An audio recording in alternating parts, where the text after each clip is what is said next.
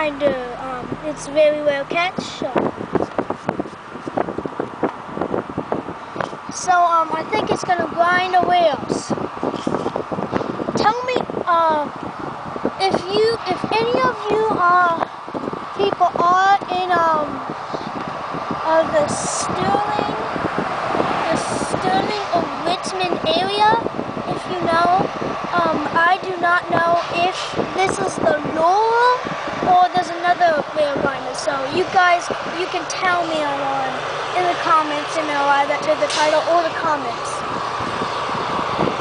As you can hear, it is made, as you know, like probably some of you have maybe seen the rail grinder.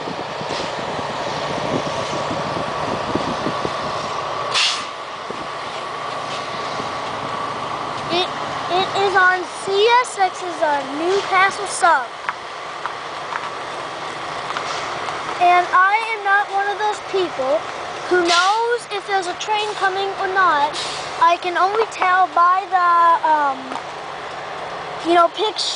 signals and my trusty radio. So, like, I did not know this was here. So it's pretty lucky. So, it's the Sterling Loop Troop out.